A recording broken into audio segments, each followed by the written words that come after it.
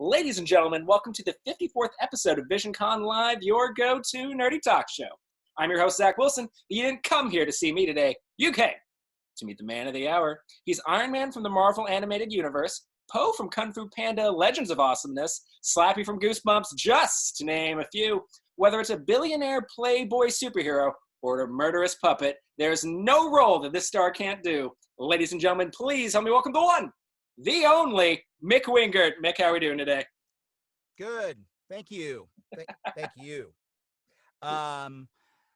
All joking aside, thanks for the incredible intro. You make me sound really important, and I think I'd be the first person to tell you I'm not. But thank you for making me feel that way. And I'm glad to be here, Zach. Respectfully agree to disagree, Mick. Fair Thank enough. you so much for joining us. We've already got plenty of people in the chat saying hi. What's going on, guys? For those of you, and we'll just go ahead and get this out of the way, for those of you who are either messaging Visioncon directly, your viewers' comments and questions, or put it in the live chat, if you're watching this live on Facebook, you have plenty of time to do so. However, we aren't going to address those till the very end, so just stay tuned, enjoy yourselves, sit back and relax, and we'll get to your guys' questions and comments at the end. But with that said, Mick, I want to start us off by saying, towards that intro that I just gave, people know you are a person who've been in this industry many years, have a lot of roles under your belt. But what I want to start us off with is, how did we get here? Was showbiz always the plan, or did something happen kind of later on in life that brought us to where we are today? It's kind of a combination of both. Wait, how can that be? Honestly, like when I was a kid, I was the kid that watched all the cartoons. I was certainly, before there was such a thing as a good connotation to the word geek, I was very much a geek. I feel like, or rather I should say I remember going and doing community theater and stuff when I was a kid, and even up until college, I thought I was gonna be an actor type.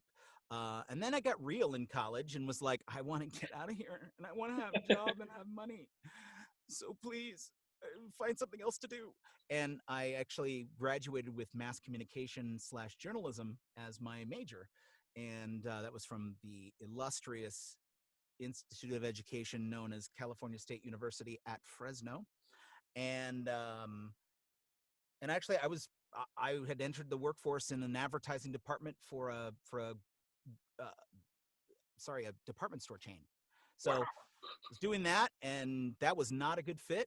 And that, again, this is my early 20s. I thought, I think I should still be an actor. And I know that there's risk involved in that, but I feel like that's what I was created to do.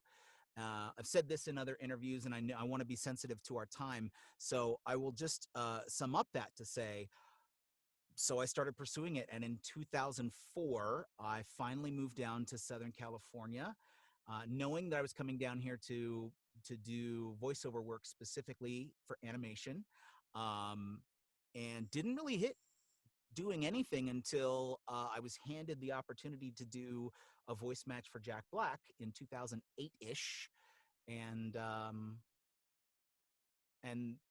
go from there.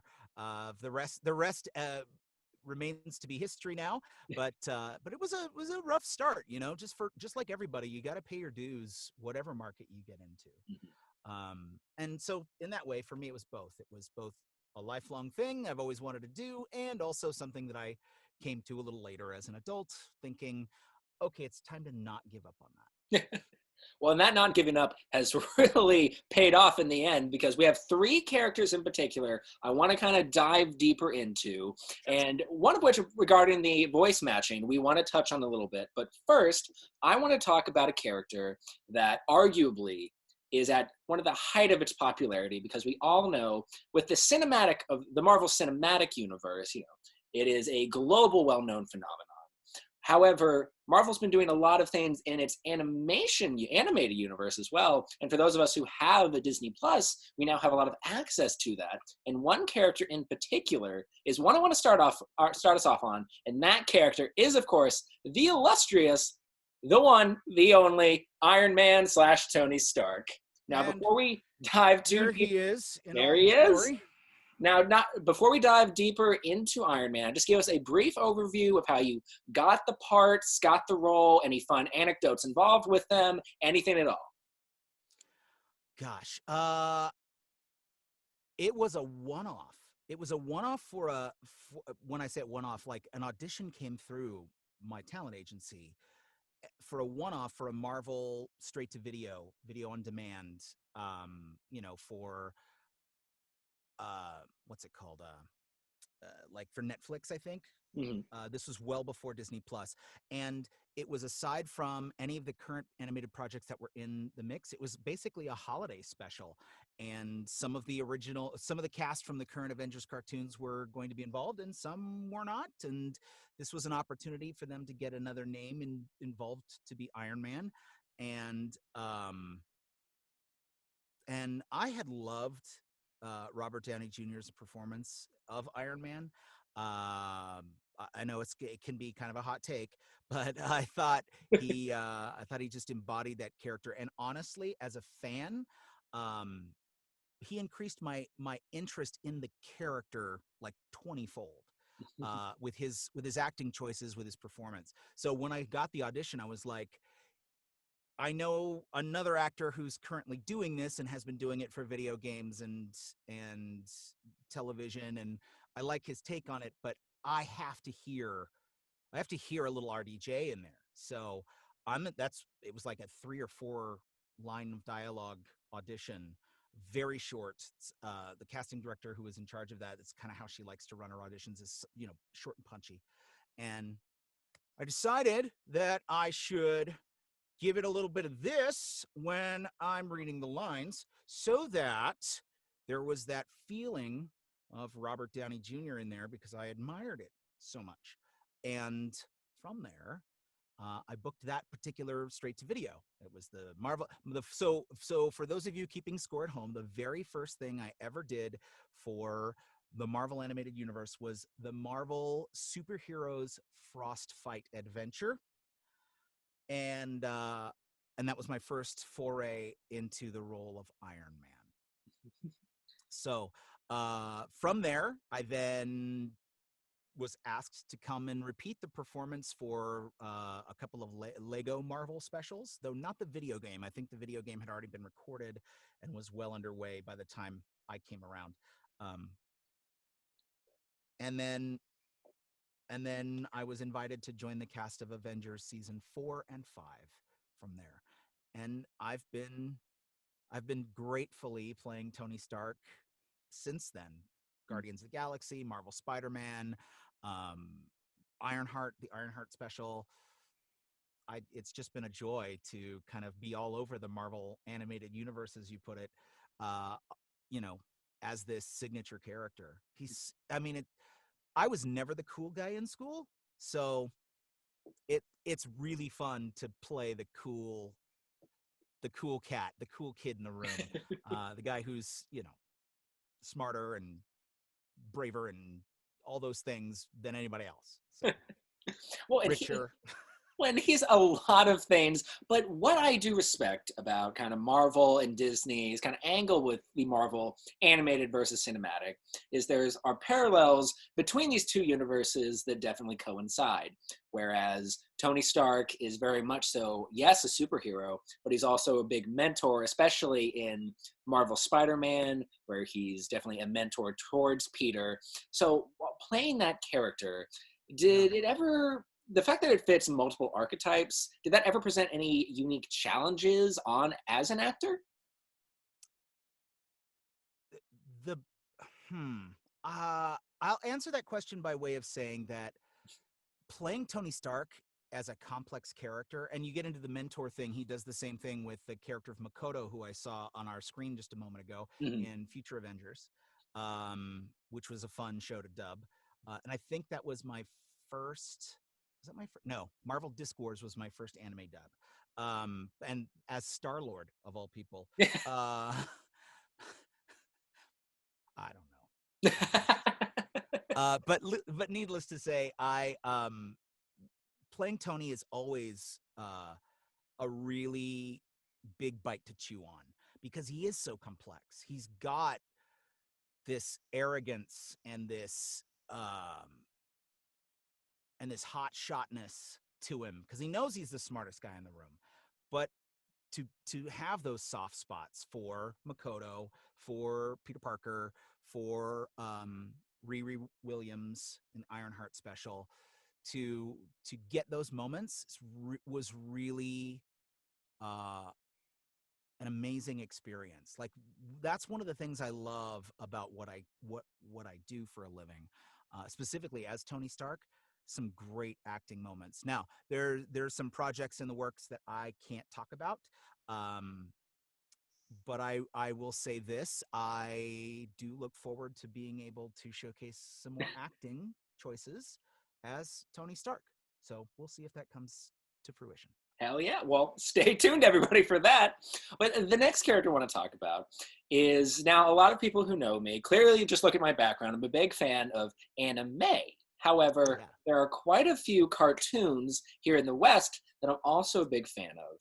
And I doubt you guys would be able to know this just by looking at me, but I love Kung Fu Panda.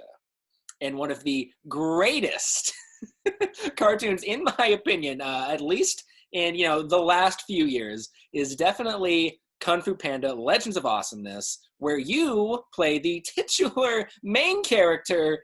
That, of course, is, if I can find my cursor, there it is. That, of course, is the one and only Po. Now, again, before we dive too deep into it, just give us a brief overview of Po, playing the part, getting the part, fun anecdotes, anything at all.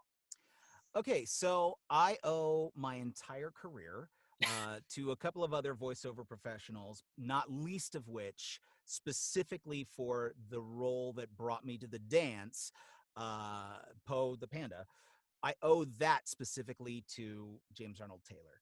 James Arnold Taylor is an incredible voice actor. If you haven't had him on the Visioncon show, please reach out to him, see if you can get him to participate. He's a phenomenal human being, so talented, a rich history in the business as well. Oh, believe me, it was no lack of trying. Okay, well, that's good. All right, well, good. But James was on point, auditioning for or talking to the casting director of the Activision video game that was going to be released with the first Kung Fu Panda film, and they were looking for an actor to do the voice match of Po. They had been working with a different actor who was the voice match of Po for like scratch tracking and some of the commercial work and promos and stuff up until that point. But for whatever reason, because of the demands of the game or schedule, or I honestly, that's above my pay grade. I don't know why, but I can tell you that they were looking, and James told the casting director, look, Jack Black's not in my wheelhouse, but you know who you should call? Call Mick Wingert's agent, because he sounds just like him. So they did. And I spent a long weekend, like a Friday, Saturday, and Sunday, doing really nothing but watching Jack Black films and trying to come up with a sound-alike that I didn't know I had. Because James had thrown me right into the fire on that one, right under the bus. So needless to say, it was a trial by fire, and the way I got this gig, at least from my perspective, what I heard from the casting director was that they appreciated my flexibility as an actor and being able to hit certain notes and still be able to hit other notes, kind of giving them a full range, not just a vocal match. And but for me, in terms of the voice match, the best I had at the end of that weekend was an underbite. So if I gave myself an underbite like this, I started to kind of sound like Jack. And then that became how I did it. And then all of a sudden, I didn't need to lean on that crutch anymore, because I figured out that the only real difference between his voice and my voice is nothing to do with texture or pitch. Well, pitch now, because, he's a little older than I am, and he's been harder on his lungs than I've been on mine. But so he's a little a little deeper now, but at the time, the only difference was the way that we form our words. So his articulation was a lot more lateral like this, and as soon as I was able to lock into that without the underbite, I was off to the races. But that wasn't until the third or fourth job as Poe. Like if you want to hear the world's worst Jack Black impression, go find the Kung Fu Panda video game from 2008.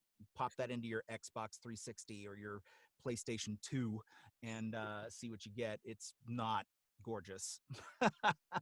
Well, It's I not mean, gorgeous. with what you just did, if I close my eyes, I would imagine I was sitting in front of Jack Black right now.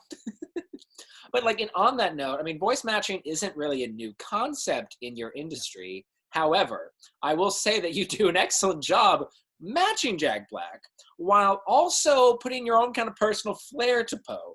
So I did want to ask, how? I'm kidding, but in more accurate, how do you implement kind of your own spin on a character without deviating too far from the source material? That's a great question, and I'm sure that every voice actor that you are able to interview and talk to who does voice matching will have a different answer. For me, I can only give you my perspective, and my perspective is this: if I can fool the audience into thinking that Jack Black did the show or the commercial or whatever it is I'm playing Poe in, then I've done my job.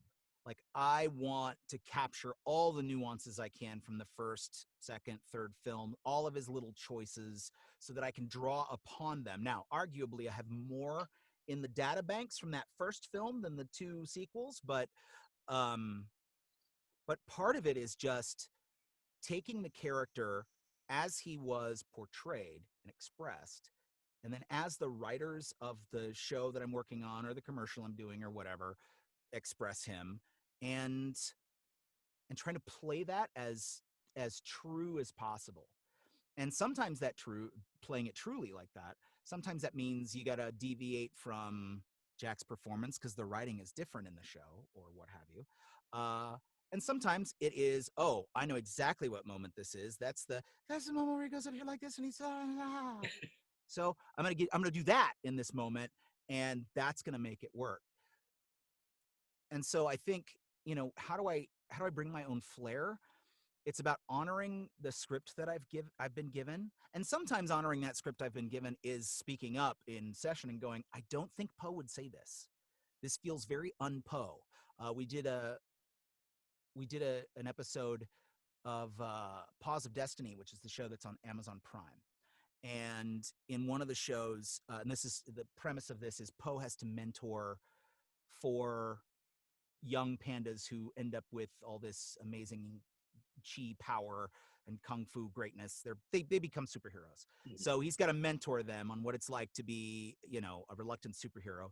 And there's this one moment where one of the kids is geeking out and saying, I know we should sneak in and come up with code names and do all this stuff.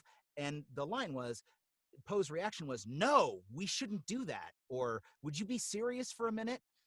And even though Poe is in the mentor role, like, I know anybody who watches that first film, Poe's into that.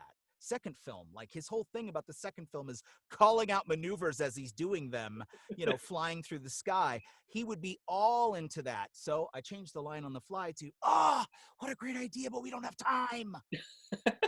So that the truth of the character would stay consistent. There are times, a lot of people's fingers touch that character. He's a franchise character for DreamWorks. So we've had 2 television shows. We've had any number of rides, promos, narrative scripts, you name it. And there's been a different writer for every single, or a group of writers for every single project. And you start to find who your character is just by being the constant amidst all the variables. So sometimes it's just, say the line that they gave you because it works. And sometimes it's, I think there's a better way to handle that as the character. Making sure that it's all one cohesive message and right. all one cohesive character, more like it. Correct. Right. Well, before we go on, guys, because we're approaching the halfway point, I did just want to reiterate that plenty of you have already, if you're watching this live on Facebook, message Visioncon directly, your viewers' comments and questions, or put in the live chat. You still have plenty of time to do so. I just wanted to remind you guys that we're going to do that at the end. But with that said, the next character is a bit more of a different tone than the previous two. Oh, He's yes. a little bit more scary, a little bit more maniacal, I would say, but still just as lovable.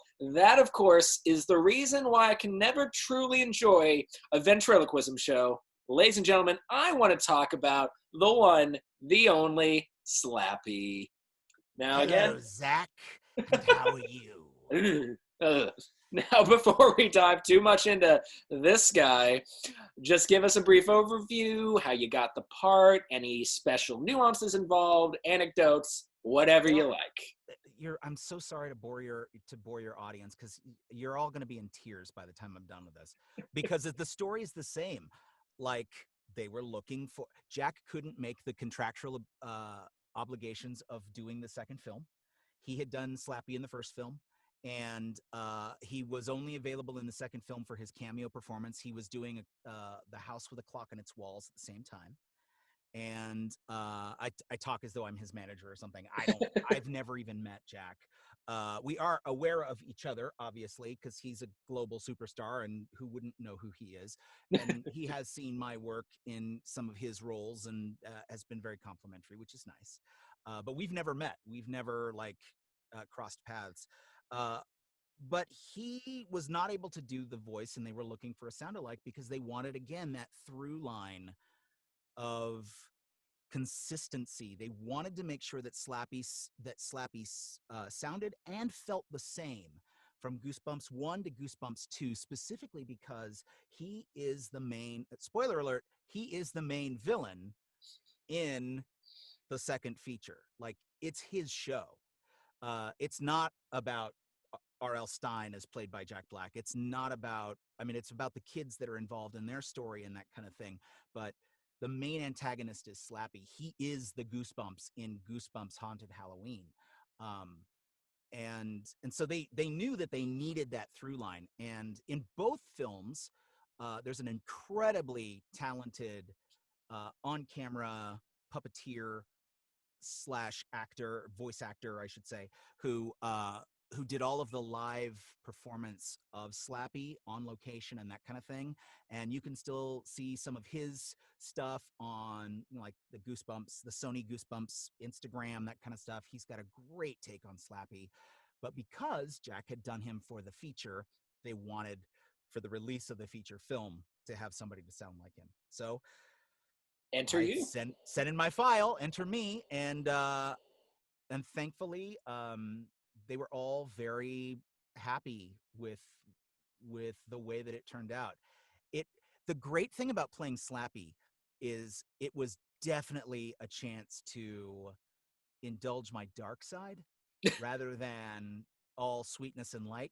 Because, as you may know as an anime fan, in that world, in the world of anime and stuff, there's all kinds of different genres. You can Oh, yeah. do stuff that's basically police procedural. You can do anime that's horror, anime that's comedy, anime that's slice of life, that's action adventure.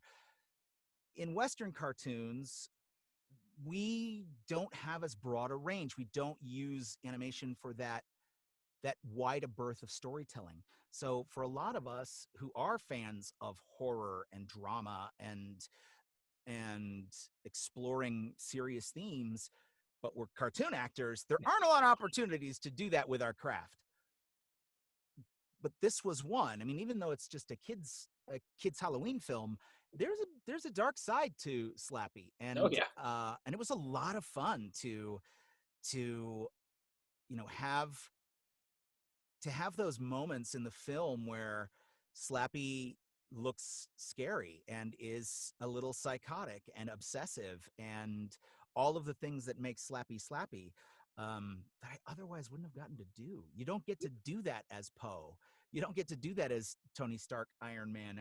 Got some good drama moments in the Marvel Animated Universe, but we didn't explore Tony as a bad guy at all, because by the time I arrived on on the scene. I'm sure they had already worked through whatever storylines they had of that, and they were in a position where Tony was starting to become a little more ancillary to the storyline and needed to be in that mentor, leader, hero role, period. Mhm. So didn't get to explore that, but with Slappy, that was a good time. I mean, there's a scene where Wendy McClendon Covey's character comes home, and Slappy's like has been thrown on a couch, and he's just laying there like this, and she leaves the room, and the kids are still there, and he like sits up, and he's like, Oh yeah, I know the "You scene. don't want to make Slappy angry. You wouldn't like me when I'm angry," or something like that, or something like, "When I get angry, I get upset, and then things happen." Oh god. And so to be able to be menacing that way, even in the context of a kids film, super fun. Super fun. Plus, I got to meet Ken Jeong at the premiere. Oh yeah. And he's a funny guy. It was anyway, ball of energy, that Ken Jeong. So that's a little behind the scenes look at Slappy and his creation. A bit of a kind of behind the scenes on my end of things before we go on with the deeper dive is my old job was the marketing manager of a movie theater. And part of that job involved me staying after hours before a movie would come out to the public and quality check it. And other employees are welcome to come in there. It's part of the perks of working at a movie theater typically. But for when Goosebumps 2 came out, I was the only person who came because it was my job. So I had to sit in a theater alone at night. It was past midnight, watching Goosebumps. And for those of you who don't know, I'm a big baby who doesn't do horror well, no matter how, maybe light it might be. And it's just something about ventriloquism dummies has always kind of rubbed me the wrong way. But then being alone in a dark theater after midnight watching your performances, Slappy, I never quite recovered. But that's my Well, compliments to the you chef. in your nightmares then, for sure. Well, and then on the note of Slappy, I mean, we kind of touched on it a little bit, but yeah, at the drop of a hat, Slappy can go from hilarious and silly to foreboding and menacing. So how are you able to rapidly kind of transition between these two dispositions so seamlessly? Again, sometimes in a very rapid succession.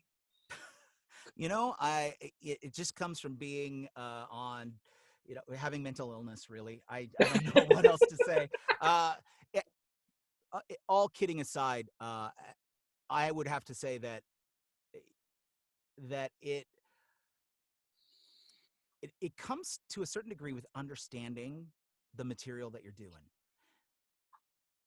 To be able to perform in different genres of film and television and whatnot, the more you understand about how it's written and how it's crafted, the better you're going to be.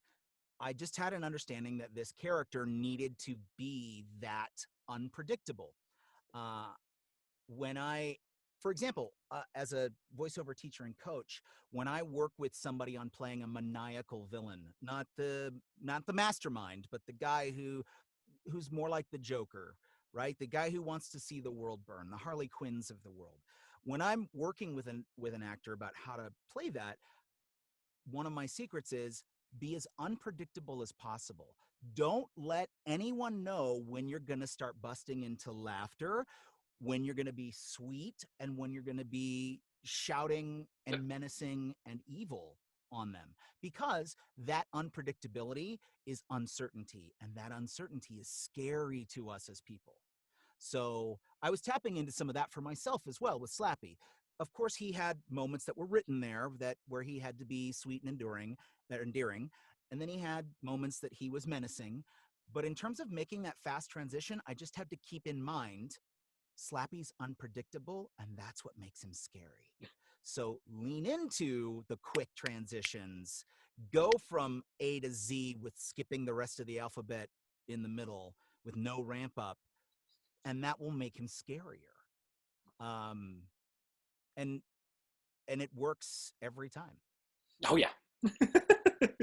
And then on that note, we're kind of jumping from characters and want to kind of dive more into the mentor aspect of your job that you've adopted, Sure. because you definitely have a mentor role. And I'm going to bring something up on screen for our audience, audio listeners. I am really sorry, but I will let you know if you guys are interested in what we are about to talk about. I have all of those links. Again, if you're watching this live on Facebook, in the live chat right now, or if you're watching this later on YouTube or Spotify, it's going to be down in the description box below. But I want to talk about, Mick, your mentor services. And, hit the wrong button. Oh, here it is. All right. So you provide private Make it sound coaching. like it's an escort service. I mean, different service I'll that is accompany you provided. to the gala ball. There's a different service that's provided, but I guess there's some overlap. But so what kind of inspired you to not only be part of the voice acting industry, but mentor others that are wanting to either they're wanting to get into the industry or already are, but want to maybe level up their abilities. So kind of what Yeah. inspired you to get into this, and what are some services that you offer that the folks watching at home can maybe take advantage of? Well, I would say the ultimate motivation was the title of the second Spaceballs film, Spaceballs 2: The Quest for More Money. Um, that's on it. um, honestly, I did need a secondary income, but I didn't want to just have another day job. I was at a place where I really wanted to build a business doing something that I loved, and I loved when my peers and I would get together for a workout group. We would get together and all of us would bring our assorted copy, whether it was an audition or things we got from class, and we would just all work on them and try to help each other get better. And I loved that group. I loved being a part of it, and I loved anytime I got to direct and guide in that group. And I got a lot of positive feedback. I got some good third-party perspective that I was okay at it, that I was more than a more than passable teacher slash director. So when it was time for me to investigate some additional income just to help pay the expensive bills in Southern California, I thought, this is what I want to do. And I don't ever want to make something cost prohibitive, because what I would be offering is really, I started with groups like workout groups because that's what I was familiar with. And I think I started them at $20 a week. And you got to come in and read twice, and I would direct you and give you some coaching. And I always thought, like, I'm an actor too. I would not want to pay more than that for an opportunity to practice, even if it's guided practice with a little bit of coaching. So that's where I started. My rate over the years, as I've gotten better and as my time has become more valuable, has gone up for those workout groups. But once I locked into what my private rate was, it's basically stayed that way for at least the last 5 years. Um, and working one-on-one with up and coming voice actors is one of the things I love to do. I love what I do for a living. It's the best job on the planet. So if I can help foster those skills and get great like acting moments out of another talent through I don't know why I put a question mark on that. If I can, it's a little upspeak because I'm in Southern California. You guys understand what I'm saying? Um, but if I can help another actor get one of those really great acting moments where reality and make believe collide, I feel like I'm on cloud nine all day. So since I want to say 2008, 2009, around the same time that I booked my first gig as Poe, I I've been teaching and coaching. It was important for me to not to jump in too soon, which is one of the reasons I waited till I was already a booking actor, because in this business, your college degree doesn't necessarily give you street cred. It doesn't give you credibility in a lot of senses. Most of your education doesn't give you credibility in a lot of senses. Uh, but the work that you've done, boots on the ground, in the studio, day in, day out, that gives you street cred. Um, and all the teachers and coaches that I've ever gone to, the ones that I resonated best with were the ones that had that kind of street cred and could say, no, I know this because it worked for me on this episode of this show. Or I know this because I didn't do XYZ when I was prepping for such and such an audition and I booked in spite of myself, or I didn't book it. Same, so on and so forth. So I take that really valuably, and so when I started coaching, I wanted to wait until I knew that I had some credentials to back it up, not just a gift for teaching, and that I had been trained. One of my mentors in this business has been an incredible actor by the name of Pat Fraley, who teaches across the country, and has for like 30 years. Um, I mean, he's one of these guys that worked with Dawes Butler and Mel Blanc and all the original cartoon voices guys in the 80s, and his career is still spanning to work today. And he was gracious enough to mentor me not only as a voice actor, but as a voice acting coach and teacher. I borrow a lot from him with permission. I borrow a lot from him and owe him a lot because I feel like I'm the coach I am today because of his influence and his input and the fact that he invested in me. So And there's also a lot of big names in this little slideshow of testimonials, one of which fans of the show will recognize as Sissy Jones, a previous guest on the show. hey, yes. Such a sweetheart, too. But so the folks watching at home that, again, either fit in the group of wanting to get in the voice acting industry or already are and just want to know what they can do to step it up, how can they contact you to apply and enroll into your classes, and what can they kind of expect? So people can start coaching with me. My schedule is very limited at this point because I am a working actor and I do have a client load. But every once in a while, I have opportunity to take on new students. I do take beginning students. What you need to know is that I'm going to shoot straight with you. And if you are not cut out for the business, I will be ruthlessly kind to you and ruthlessly honest. I think somebody who wants to coach with me comes to me because I'm really good at helping the actor and to some degree the non-actor alike visualize what's happening in the scene of the cartoon or the show or the movie and translate that into vocal performance. That's what I specialize in. If you want to go to an animation class where you're learning all the different voices you can do, there are tons of great ones out there. There's Bob Bergen, there's Debbie Derryberry, there's Charlie Adler, and I don't want to forget Richard Horvitz.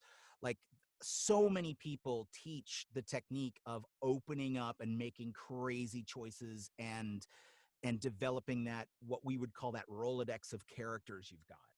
I'm the guy who says, oh, you want to work in this business? Well, here are the skills that you need to work in this business, regardless of how many characters are in your Rolodex. Because there are people with hundreds of characters in their Rolodex that don't work because they don't have some of the fundamental skills for acting in the medium of audio. So that's what I focus on, is foundations of skills. Because I truly believe that's all we have to get better. Now, we can throw in that Rolodex of characters as skills that can be built. Like I can practice new placements and try new things, But so it is a skill, but in terms of like the voiceover education market, that's covered in spades. What people aren't teaching for whatever reason is what you do when you get in that booth and how to make your voice become a character. How that character can live, breathe, and move and have its being in the world that the writers created for it, that eventually the animator will bring to life. That's what I coach on, and that's been my focus. I would say almost the whole time I've been teaching and coaching in the business. So MickWingert.com, there's a contact me page or a contact page. You can fill out an email form. It comes to my email. Somebody will answer it within a week or so. If there's a spot, you can book it on my Calendly, which should be, if you go to back to classes and coaching, Zach, Classes. click on private sessions. There we go. And scroll down. It says schedule private. That links to my Calendly page, which is my calendar. And if you've got the budgetary resources and we can make a time that fits both of our schedules, you can book a slot with me right away. I do, like I said, I do take beginners. The first session with somebody who I've never worked with before, whether they're coming from the Hollywood environment or the Midwest or somewhere in between. My first session is always an assessment of sorts to figure out what your goals are. And what I would say is this is an expensive career to pursue, both in terms of money and time, resources, heart, lifestyle. You don't want to start investing in this lightly. As I've said in a previous interview, and I say to my students often, you got to find what your irreducible minimum is. And if doing character voices is not in your irreducible minimum, meaning like if I took that away, would you still be you? The answer is yes.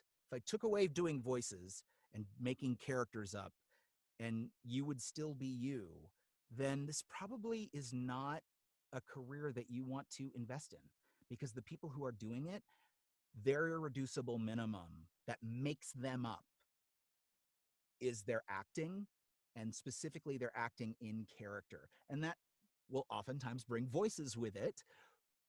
But at their basic level, like for me, when I had to come to my irreducible minimum, I got to a place where I literally told myself, well, look, even if I never hit it in this career, I will find ways to do this as a hobby. So knowing that makes me believe it's part of what I was created to do, part of who I am. And I am willing to make the sacrifices to do that.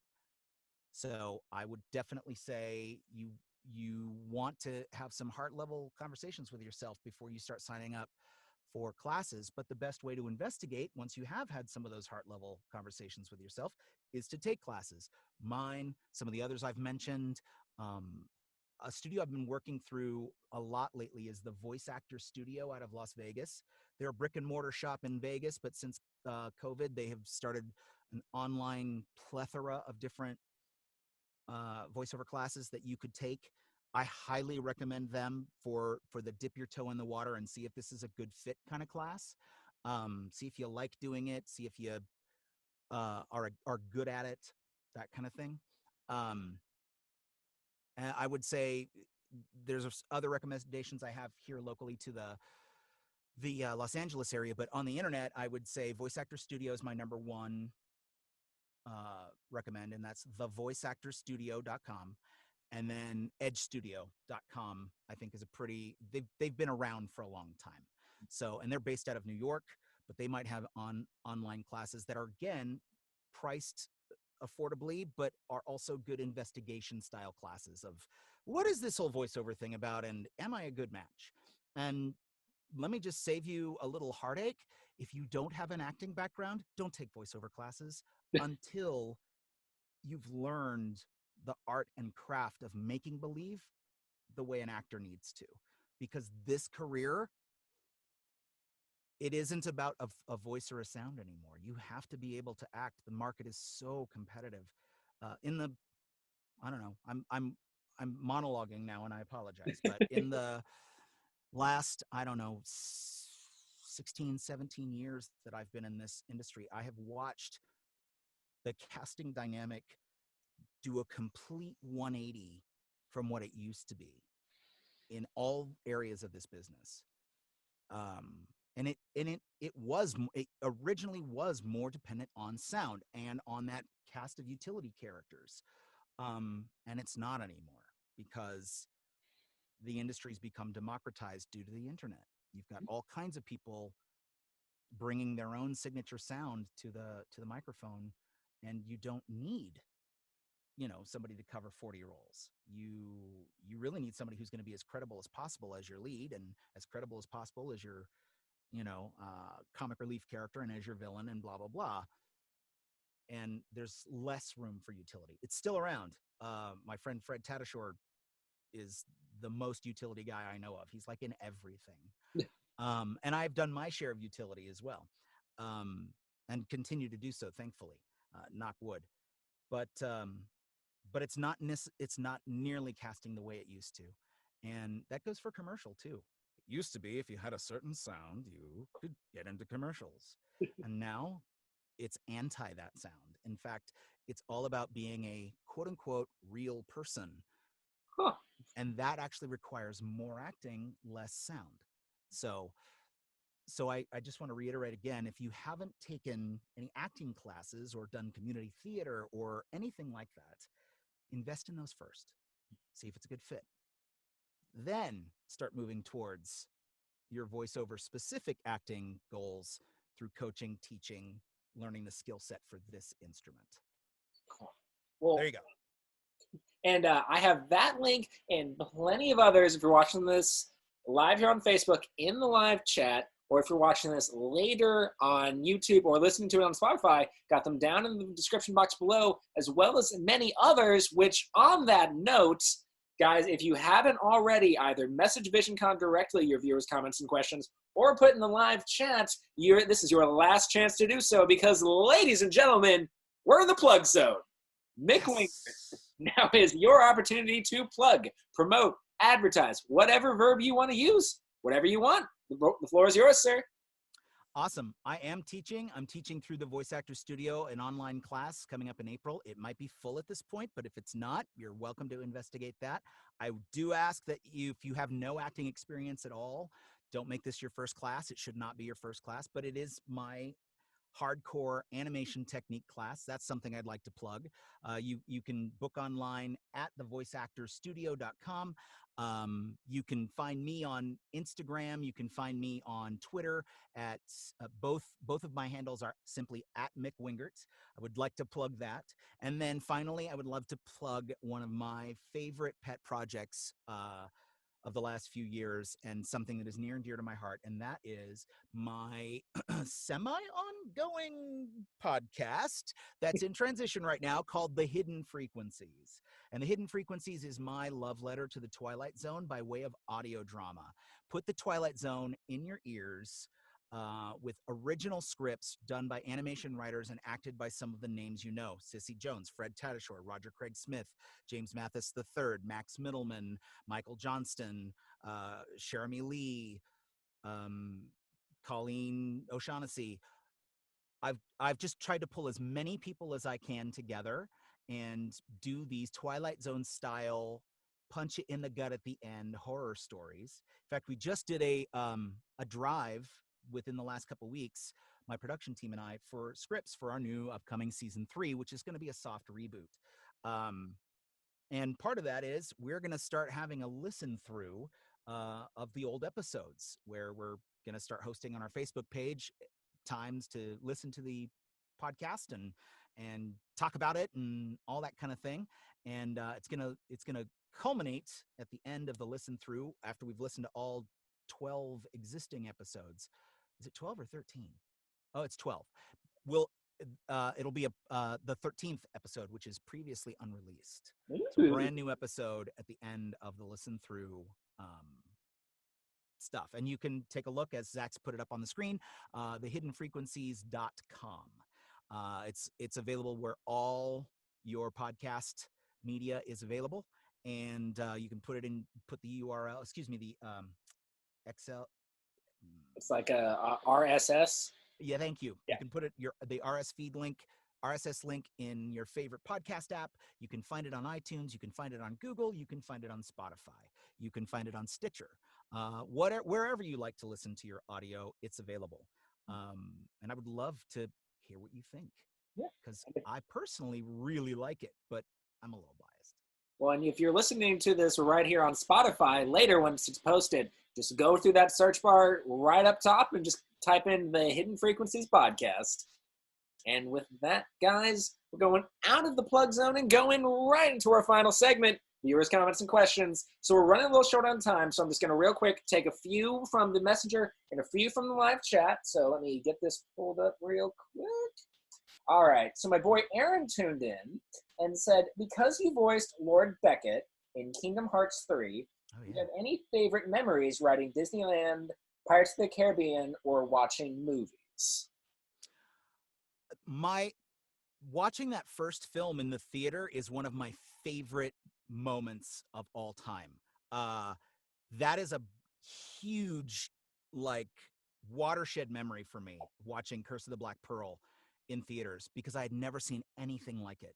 It was just such a magnificent film. And and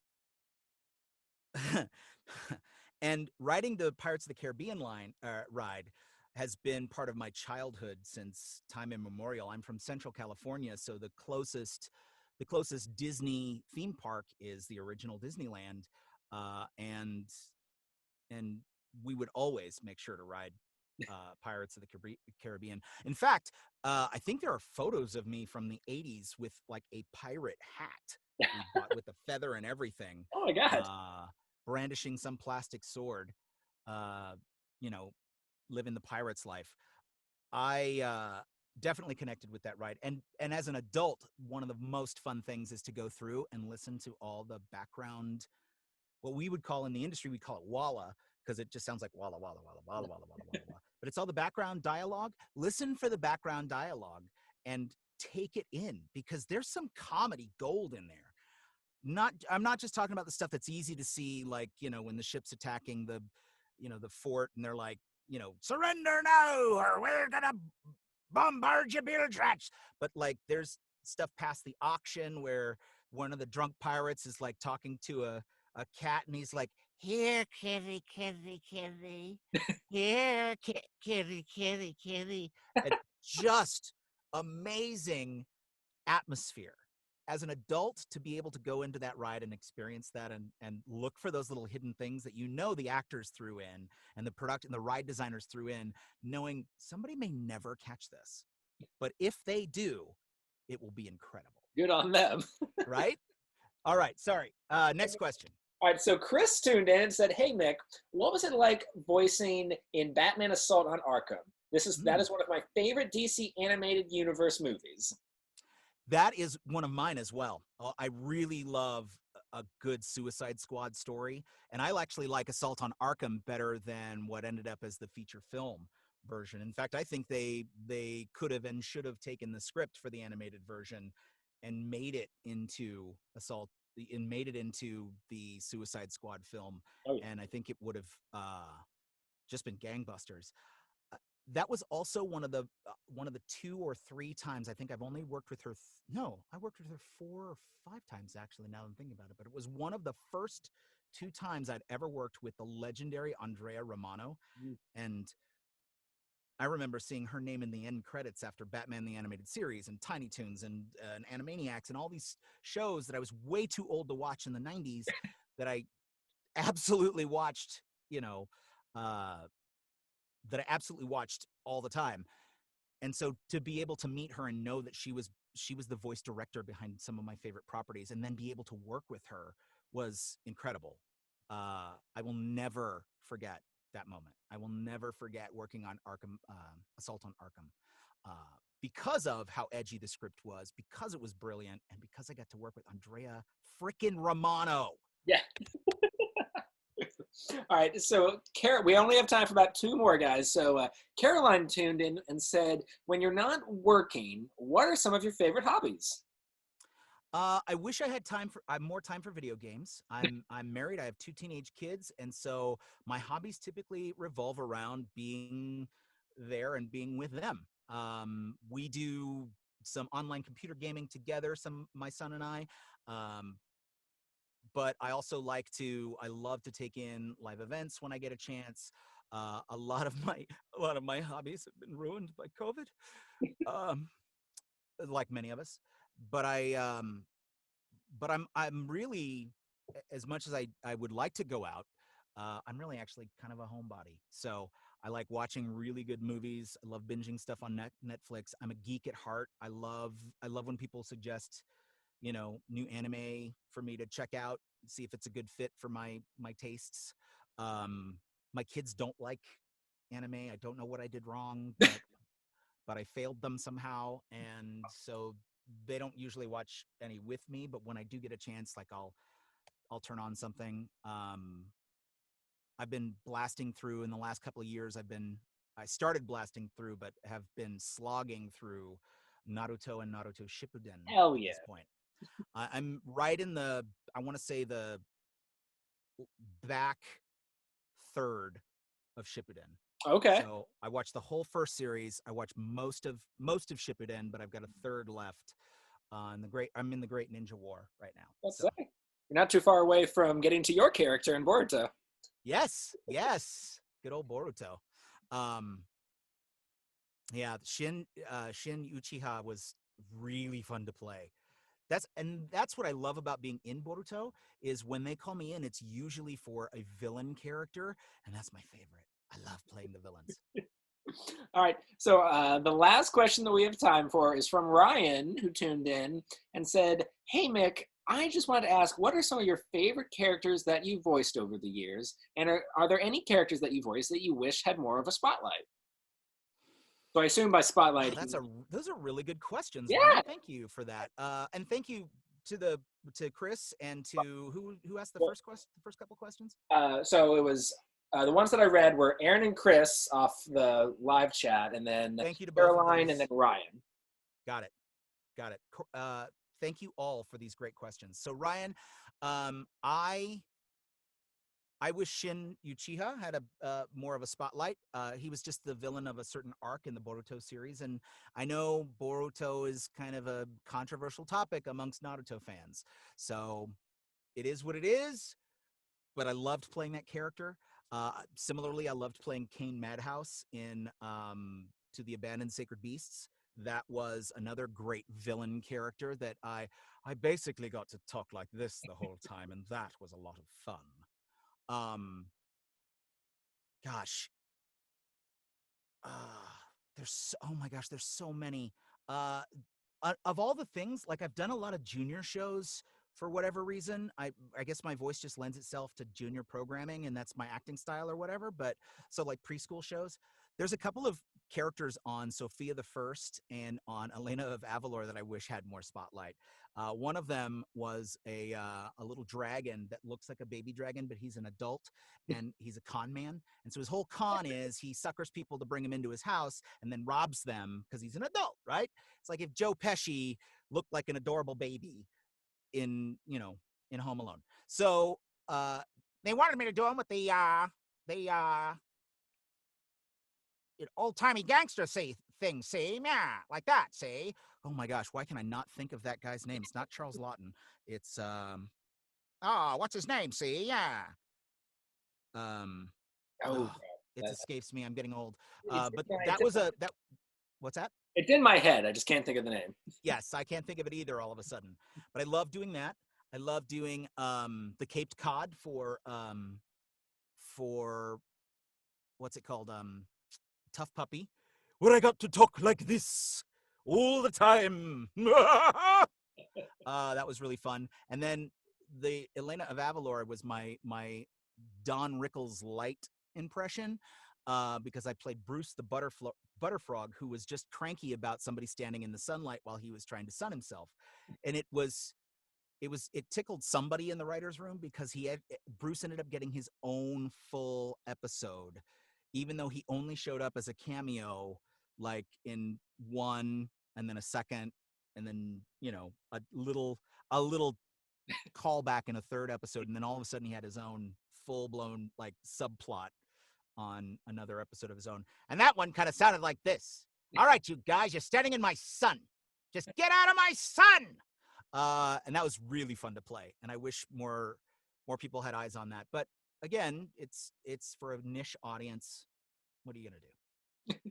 Well, and before we sign off, I do want to say, since we got on the topic of Boruto, for those of you who are Boruto haters out there and watching right now, shut up. It's a it's a great show. And I would argue, unless your name watching here right now is Masashi Kishimoto, the creator of Naruto, I'm a bigger Naruto fan than you. So if you have a problem with Boruto, just give it a chance. It's got all the essence of Naruto, plus a lot of other stuff, like great characters, like Shin Uchiha. So give it a shot. I promise you, if you stick with it, you'll love it. But with that said, ladies and gentlemen, this has been episode 54 of Visioncon Live. Before we wrap things up, Mick, any final thoughts to leave us on? Sage-like wisdom, anything at all? Gosh, lather, rinse, repeat. Okay. I dig it. Ladies and gentlemen, this has been... It'll serve you well in life. It really will, in many ways. Ladies and gentlemen, this has been episode 54 of Visioncon Live. Thank you so much for watching. I, of course, am your host, Zach Wilson, but much more importantly, this has been my very special guest, Mick Wingert. Make sure to check out all the links down in the description box below. And until next time, guys, always remember that life's better when you have friends to share it with.